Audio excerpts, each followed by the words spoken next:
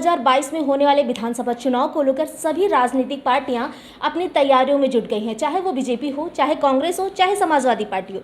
इन्हीं सब पार्टियों में शामिल है समाज सेवक पार्टी, जिसके राष्ट्रीय अध्यक्ष रजनीकांत दुबे जी हमारे साथ आज मौजूद हैं, जो लखनऊ बार एसोसिएशन के अधिवक्ता भी हैं और स्टूडेंट लीडर भी रह चुके हैं। तो रजनीकांत सर, सबसे पहले तो हमारे चैनल में आपका बहुत बहुत स्वागत है। जी बताएं। सर, जो ये विधानसभा चुनाव होने वाले हैं 2022 में, तो आपकी कितनी सीटें हैं और कहाँ कहाँ से आपके लोग लड़ने वाले हैं? कितनी सीटों पे आप? लगभग 302 सीटों के आसपास जो है समाज सेवक पार्टी चुनाव लड़ेगी, जिसमें लखनऊ, मऊ, आजमगढ़, बलिया, देवरिया, कुशीनगर, जौनपुर, इलाहाबाद, प्रयागराज और अंबेडकर नगर, कुशीनगर, लखनऊ, उन्नाव, इन सब सीटों पर लगभग जो है 300 प्लस सीटों पर ही चुनाव लड़ेगी पार्टी। सर, जैसे कि हर पार्टी होती चुनाव में आने से पहले वो अपना एक एम बना के रखती, मुद्दा बना के रखते कि इन मुद्दों पे हमें काम करना। तो सर, आपका क्या मुद्दा है सबसे पहला, कि हम अगर पार्टी में आते हैं तो हमारा कौन सा मुद्दा रहे? आपका कौन सा मुद्दा है? देखिए, ऐसा है, हर पार्टियों की बात जहाँ तक हम कहेंगे कि हर पार्टी का अपना कॉन्स्टिट्यूशन होता है। जैसे भारतीय जनता पार्टी का अपना कॉन्स्टिट्यूशन है, समाजवादी पार्टी का अपना कॉन्स्टिट्यूशन है, बीएसपी का अपना कॉन्स्टिट्यूशन है और कांग्रेस का अपना कॉन्स्टिट्यूशन है। कांग्रेस और बीजेपी का कॉन्स्टिट्यूशन दोनों का लगभग मेल खाता हुआ है। समाजवादी पार्टी का कॉन्स्टिट्यूशन का मेन लक्ष्य जो है वो ओबीसी और अल्पसंख्यक समुदाय के हित करने की बात लिखी हुई है उनके संविधान में। बीएसपी का संविधान शुरू से ये कहता चला आया है कि मैं अनुसूचित जाति के लोगों का भला करूँगा। समाज सेवक पार्टी का संविधान जो है ये नहीं कहता है कि हम इस जाति का भला करेंगे या इनका भला करेंगे। हमारी पार्टी का संविधान संपूर्ण वर्ग के लिए है, चाहे वो कोई भी गवर्नमेंट एम्प्लॉय के लिए है, न्याय व्यवस्था के लिए है। हर चीज़ को मैंने वर्गों में फाइंड किया है। जैसे सोशल मीडिया है या पत्रकारिता है, उस तरीके से जितने भी विभाग हैं या प्राइवेट सेक्टर हैं या महिलाओं से संबंधित समस्याएं हैं, तो उन चीज़ों को, और जैसे न्यायालय है तो न्यायालय की क्या समस्याएं हैं, उस हिसाब से मैंने मेरे संविधान को बना है। मेरा संविधान एक तरीके से जो है भारत के कॉन्स्टिट्यूशन से लगभग मेल खाता है। उसमें जाति धर्म का स्थान नहीं है, केवल कर्म का स्थान है। तो पार्टी आगे चल कर के यदि आती भी है सत्ता में तो पार्टी कर्म के आधार पर ही काम करेगी।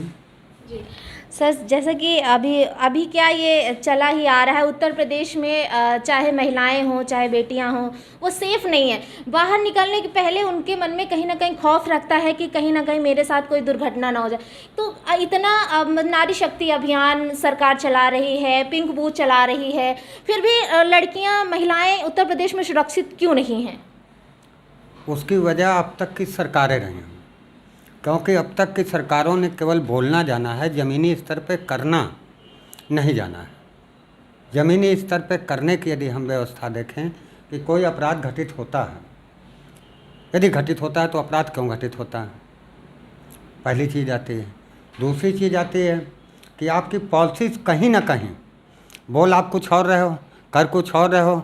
यदि आपकी पार्टी का कोई कार्यकर्ता उसमें लिप्त है तो आप उसको बचा रहे हो। जैसे अभी इसी हम बीजेपी कार्यकाल की बात करें तो कुलदीप सिंह सेंगर, उन्नाव बांगर मऊ का मसला एक जो है बहुत चर्चित मसला था, जिसमें बीजेपी ने अंतिम समय तक कुलदीप सिंह सेंगर को बचाने की कोशिश की। अंत में रायबरेली में ट्रायल चल रहा था और उसमें एक अधिवक्ता भी ट्रक से कुचलवा करके कुलदीप सिंह सेंगर ने मरवा दिया। आज सजाए हफ्ता हो गए हैं और जिला पंचायत सदस्य में उनकी पत्नी को शायद, जहाँ तक मेरी इंटरनल जानकारी है, कि बीजेपी उनको टिकट देना चाहती थी। बीजेपी ने उनको टिकट दिया भी था सर, और उसके बाद जब लोगों ने दखल अंदाजी की कि उनको टिकट दिया गया, वो अपराधी की पत्नी है, तो फिर उनके बजाय उनका टिकट कैंसिल किया गया और दूसरे को टिकट दिया गया था। जी, उनके ही करीबी को दिया गया था, उसके बाद फिर उनका भी टिकट काटा गया, किसी तीसरे को दिया गया। हाँ, हो सकता है ऐसा, लेकिन प्रश्न ये उठता है, केवल इस पर प्रश्न साधारण सा इतना उठता है कि बीजेपी की मानसिकता क्या है। ये क्वेश्चन केवल इसलिए हुआ कि बीजेपी एक सजाए हफ्ता की जो ऐसे मामले में लिप्त है जो महिलाओं की रक्षा का और महिला सशक्तिकरण का दावा करती है, और उन्हीं का विधायक जो इसमें सजाए हफ्ता है उसी के करीबियों को टिकट देने की बात करती है। और जब लोग आवाज़ उठाते हैं, जैसा कि आप बता रही हैं, मैंने तो केवल जानकारी की बात कही, आपने उसको स्पष्ट किया। अच्छा लगा आपने स्पष्ट किया, आपको इस पर जानकारी थी। हाँ, अभी जैसे कि उसने जब इनका टिकट, मतलब इनके रिश्तेदार को भी टिकट दिया गया, तो उस पीड़िता की जो बहन थी उसने अपना एक वीडियो भी जारी किया था, बयान उसमें, कि अगर इनको टिकट दिया जाता है, अगर ये सत्ता में आते हैं तो हमारी जान को खतरा है, क्योंकि जैसे हमारे चाचा जी अभी जेल में बंद थे उस लड़की के, और उनके कहीं ना कहीं सब पीड़िता की उसकी मौत हो गई थी। तो ये है कि सरकार में जितने भी अपराधी हैं उनको कहीं ना कहीं और सरकार के द्वारा पनाह दी जाती है। जी बिल्कुल जी। जिससे कि जैसे कि मैं 2-3 नाम गिना देता हूँ इस सत्ता के। जी। गृह मंत्री अमित शाह जी, लिस्ट फेरिस बड़ी लंबी है। जी। केशव प्रसाद मौर्य, उनकी भी एफिडेविट की लिस्ट बहुत लंबी है। सब मेजर मामले हैं, माइनर मामले कोई नहीं हैं। स्वयं योगी आदित्यनाथ जी, जो कि स्वयं सीएम की कुर्सी पे हैं, मेजर मामले उनके एफिडेविट में थे। धारा 147 का प्रयोग करके हो सकता है कि सरकारी वकील उनके रहते हैं, मुकदमे उन लोगों ने वापस ले लिए होंगे, ये मान सकते हैं। लेकिन ब्रिजेश सिंह बनारस चंदौली, जो कि काफ़ी समय तक, लगभग 20-30 साल तक ब्रिजेश सिंह को पुलिस खोजने में असमर्थ थी। बॉम्बे में उनकी गिरफ्तारी हुई थी। आज वो ब्रिजेश सिंह, वही ब्रिजेश सिंह जो बनारस जेल में हैं, और होते हुए भी बनारस जेल में वो उच्च सदन में एमएलसी हैं। तो सारे अपराधी तो सत्ता में ही हैं। तो सत्ता में रह करके, जब मैं मान लीजिए सत्ता में हूँ और सारे अपराधियों को मैं सत्ता में रखूँगा, तो महिलाओं के साथ अपराध होंगे कैसे नहीं, या अपराध बढ़ेगा क्यों नहीं। और दूसरी चीज़ ये आती है कि उस पर कानून व्यवस्था, कि ऐसी कौन सी कानून व्यवस्था बनाई किसी भी पार्टी ने। मैं पर्टिकुलर बीजेपी की नहीं कर रहा हूँ, इसके पहले कांग्रेस भी रही है, इसके पहले उत्तर प्रदेश में जो है सपा भी थी, बसपा भी रही है। आखिर और क्राइम ग्राफ बढ़ाने के लिए FIR भी नहीं लिखी जाती है पीड़ित की। पीड़ित को न्यायालय का सहारा लेना पड़ता है, यहाँ तक कि सुप्रीम कोर्ट तक ऐसे मामले जो है महिलाओं के गए हैं। शर्म आती है इन नेताओं पे और इन राजनीतिक दलों पे कि किस तरीके से लोग चलाते हैं और कौन सा लालीपाप दे करके जनता वोट देती है और किस तरीके से क्या होता है। सर, कानून व्यवस्था की बात रही तो भी कुछ दिन पहले मैंने यहीं पे देखा था, एक महिला से मेरी मुलाकात हुई थी, तो उसके घर में दबंगों ने घुसकर मारपीट की थी उसके साथ, और वो थाने में जब गई तो उसकी FIR भी नहीं लिखी गई। तो मतलब कहीं ना कहीं ये है कि सरकार में ना कानून व्यवस्था का किसी को खौफ है, ना महिलाएं सुरक्षित हैं। मतलब पूरी तरीके से सरकार विफल ही साबित होती ही चली आ रही है। तो क्या 2022 में CM का चेहरा ये फिर से उभर के आ सकता है? देखिए, ऐसा है, मैं किसी के बारे में क्या टिप्पणी कर सकता हूँ कि CM का चेहरा इनका उभर के आ सकता है कि नहीं आ सकता है। मैं अपना जानता हूँ। और जहाँ तक आपने कहा कि अभी महिलाएं पीड़ित थी, जो थाने में पीड़ित थी, जिसकी नहीं सुनी जा रही थी, तो ये कोई नई बात नहीं कि बीजेपी सरकार में ही हो रहा है। हर थाने में, थाने बिकते हैं मैडम, यदि पता करेंगी बहुत गहराई से, चूँकि आप पत्रकारिता में हैं तो जानते होंगे, थाने बिकते हैं, थानेदार बिकता है। तो जब थाने की ट्रांसफ़र और पोस्टिंग बिकती हो तो अपराध रुकेगा कैसे? अपराध और हर सत्ता में होता ही यही है, और जनता घूम फिर करके वहीं पे आती है। जनता तो वो अपना कीमती वोट दे करके चाहती है कि एक हमारे बीच में ऐसा नेता आए, ऐसा मंत्री आए जो हमारी हिफाजत कर सके, जो हमारी किसी भी ज़रूरत हो उनका पूरा कर सके। लेकिन कहीं ना कहीं जनता के मुंह पर एक थप्पड़ ही मारा जाता है, क्योंकि उनको ऐसा नेता तो सर मिलता नहीं है। या तो नेता नहीं मिलता है या तो जनता खोजना नहीं चाहते हैं। दो में एक चीज़ है, क्योंकि जनता भी तो घूम फिर के उसी किसी नए विकल्प को देखना नहीं चाहती है। केजरीवाल को दिल्ली में चुना, केजरीवाल को दिल्ली में चुना, केजरीवाल को लगता है कि हम जीते।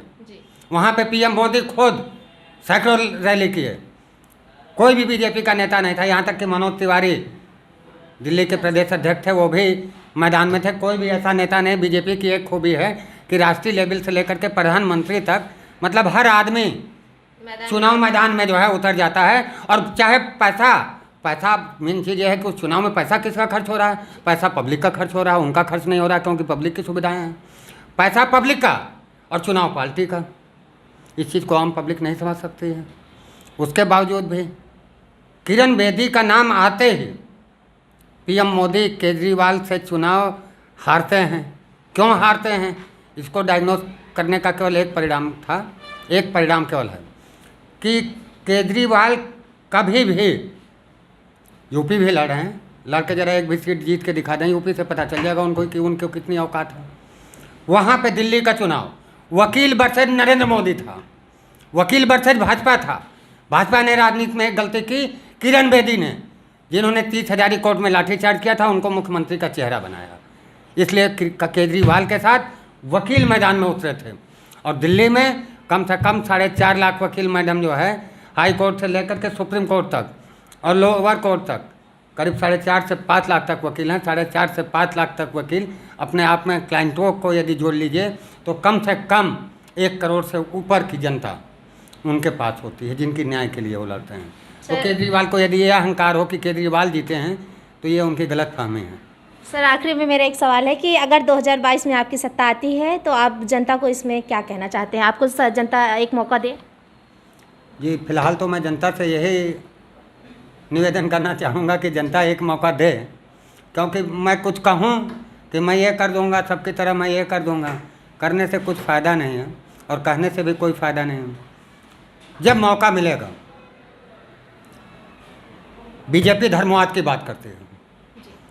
आज मैं बीजेपी से यदि पूछूं कि धर्म है क्या, यदि सनातन धर्म की बात करती है तो सनातन धर्म की परिभाषा क्या है, सनातन धर्म क्या है, क्या बीजेपी बता सकती है? नहीं बता सकती है, क्योंकि उनको मालूम नहीं है। और जो पार्टी, जिस पार्टी के कार्यकाल में जिस पार्टी के नेता हमारी बेटी बहनों की आबरू लूटती है और वो बचाने का प्रयास करते हैं, तो मैं नहीं समझ सकता हूं कि उनको सनातन धर्म की परिभाषा मालूम है। मुझको मालूम है, मैं बताता हूं। बीजेपी के कभी नेता से या किसी भी पार्टी के नेता से सवाल यदि पूछिएगा तो ये सवाल ज़रूर पूछिएगा, विशेष तौर पे बीजेपी के, क्योंकि समाजवादी पार्टी जो है धर्म की राजनीति नहीं करती है, जात की राजनीति करती है। बीजेपी भी करती है, वो बीएसपी भी जात की ही राजनीति करती है। और मेरा जात से कोई मतलब नहीं, क्योंकि मैं न्याय का पुजारी, तो न्याय के पुजारी की जात से न्याय नहीं मिल सकता है। तो न्यायाधीश और वकील की कोई जात होती नहीं है। बीजेपी से ज़रूर ये पूछिएगा, कभी भी बीजेपी के किसी भी छोटे से एक नेता से अवसर मिले तो ज़रूर ये सवाल पूछ लीजिएगा, या आरएसएस के नेता से मिले कि क्यों बड़े की शक्ति बढ़ी, केवल ये सवाल पूछिएगा। और उसके बाद मुझसे पूछिएगा तो मैं बताऊंगा कि बीजेपी किस सनातन धर्म का पालन करती है। यदि बीजेपी के सबसे ज़्यादा अपहरण, सबसे ज़्यादा महिलाओं के प्रति अपराध बीजेपी के कार्यकाल में हुए हैं। क्राइम ग्राफ कम कराने के लिए लोक लज्जा, बस बहुत सी ऐसी चीज़ें हैं जिसमें एफआईआरें कुछ लिखी जाती हैं, कुछ नहीं लिखी जाती हैं। और सबसे मेन चीज़ कि सारी चीज़ों को दरकिनार कर दीजिए। ताज़ा सा उदाहरण कुलदीप सिंह सेंगर का, उसके आगे सारे मामले फेल हो जाते हैं। जी सर, हमसे बात करने के लिए हमारे चैनल से आपका बहुत बहुत शुक्रिया। वीडियो जर्नलिस्ट सलमान के साथ सोनिया सिंह, सो न्यूज़ 24 लखनऊ। हमारे चैनल से जुड़े रहने के लिए सब्सक्राइब करें हमारा चैनल सो न्यूज़ 24 और ऐसी ही ताज़ा तरीन खबरें जानने के लिए बेल आइकन को हिट करना ना भूलें।